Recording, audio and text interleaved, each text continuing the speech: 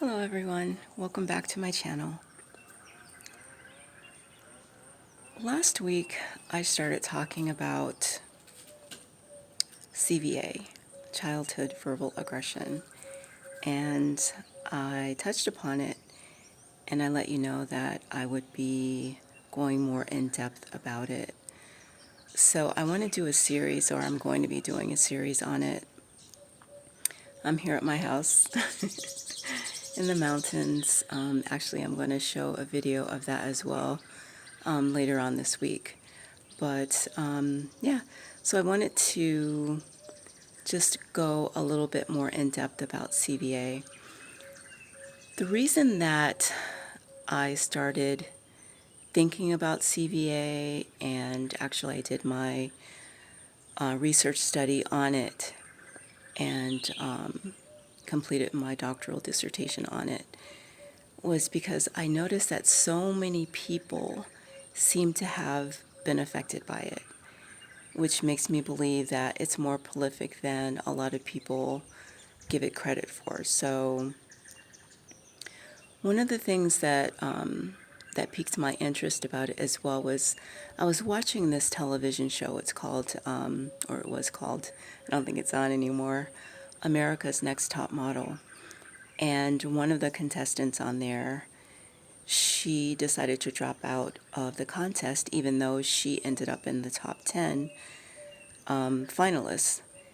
And because she had experienced CVA, her parents ridiculed her about her physical appearance. She was very attractive. I mean, of course, right? She's top 10 of America's Next Top Model. So she had more of an androgynous look, which, as you know, is very popular. So even though she ended up in the top 10, she felt that she wasn't good enough because her parents always told her that she'd never amount to anything, and her siblings ridiculed her about her appearance, along with her parents. And she had this battle in her mind where she kept hearing this message going over and over in her mind about not being good enough, even though her friends were telling her she's beautiful and that she should definitely try out for America's Next Top Model. She tried out, she got on there, and she ended up in the top 10. So even with all of those accomplishments, she still kept hearing that message going over and over in her mind of her parents' message that she wasn't going to amount to anything and she wasn't good enough. So she went to the judges and she told them just what I'm telling you. And she said that instead of having that message, that battle in her mind going over and over again with that message, she'd rather have peace of mind and live in her car. Because at that point, she didn't have a job, she didn't have any money, but she did have a car. So she said that she was going to return to her home someplace in the south, in the southern states in the U.S., and she was going to live in her car, but she'd have peace. So I was thinking to myself, you beat out 100 women. You had a very good chance of winning the contest. You would have had thousands and thousands of dollars. You would have been recognized all over the world. And yet, because of words, because of negative words, because of CVA, she walked away from all of that. You know the adage that sticks and stones may break my bones, but words will never hurt me? People say that that's true, but that's not true. Sticks and stones may break your bones, but words do hurt, and words can harm you. CVA is very real. There's another adage that there's life and death in the power of the tongue. And that's absolutely correct. I mean, that's absolutely true. With your words, you can either build up a person, or with negative words, you can tear them down. And those words can carry that message for them throughout their lives if they don't deal with it. CVA is very, very real. Whether it's words spoken or it's a gesture, a demeaning look, withholding love, all of that is CVA. In scripture, in the Bible, it says that the tongue is sharper than a two-edged sword. And that's very true. The tongue can do words.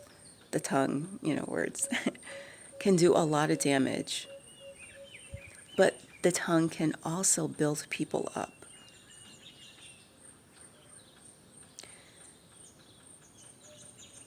Unfortunately, CVA, among all of the other types of abuse, like physical abuse, sexual abuse,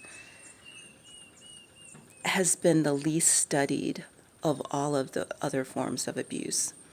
And that's because, one, because people have different views of what CVA is.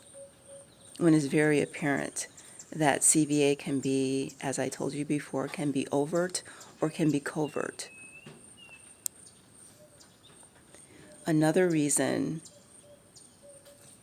it hasn't been studied very much is because it's hard to define. Like people think that it's very easy to define sexual abuse. Like if you touch a child or an adult, that's considered sexual abuse, or doing anything sexual to them. It's very black and white. Whereas CVA, or emotional abuse, another word for it is emotional abuse. People are saying, or experts are saying, that it's very hard to define. What may be emotional abuse in one country may not be emotional abuse in another country. Or what may be considered verbal abuse, either covert or overt CVA, may not be the same universally. I can understand that. But I think that, and I'll just use the U.S. because I'm from the U.S., the U.S. should have a definite understanding and definition of CVA. There shouldn't be a reason, that shouldn't be a reason. If going from country to country or other continents, it may be different because of, cultural, values, behaviors. But I think in the U.S. it should be defined specifically, and it should be something that all of the states agree upon. So I want to help those people who have experienced CVA, and I want to challenge you with something before I end this video. And again, it's going to be a series, so I'm going to be building upon each video and each subject regarding CVA. I'm going to challenge you, if you've experienced CVA, and again, CVA is when you have experienced prolonged emotional abuse, where people, maybe your family, maybe your siblings, your teachers, your peers, friends, they call it bullying. If you've experienced CVA from any of these individuals for an extended period while you were growing up, I want you to do something for me. I want you to do this at least, I would say 3 times a day, but most people won't. You won't be able to do it 3 times, or you may not be able to. So at least twice a day. In the morning when you go into the bathroom, because you have to brush your teeth and get, yourself washed up. And at night. I want you to look in the mirror. I want you to look into your eyes. And I want you to say 10 affirmations. You are beautiful. You are intelligent. You are creative. You are wonderful. I love you. I love you. I love you. You are worthy of love. You are an amazing person. You are one of a kind. You are a masterpiece. I want you to say those words. If you can't think of 10 things on your own that are positive to say about yourself, I want you to say those words to yourself. I want you to do it in the morning, and I want you to do it at night. When you start saying it, it may feel really odd at first, but after you do it a few times, like a few days, and I want you to do this for a whole week. That's my challenge for you. Do it for a whole week. I want you to write in the comments below. I want you to tell me after that week how you felt about yourself. I guarantee you'll begin to see a difference in your attitude and the way that you perceive yourself, just for an entire week. Twice a day, once in the morning, once at night.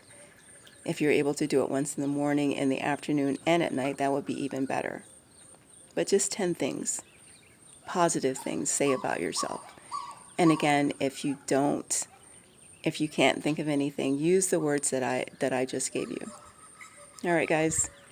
It was really nice seeing you again. Thank you for stopping by. Remember, if you're not a subscriber, give this video a thumbs up and hit the subscribe button. I would love to have you part of my family. All right? Until next time, this is Dr. Vondel.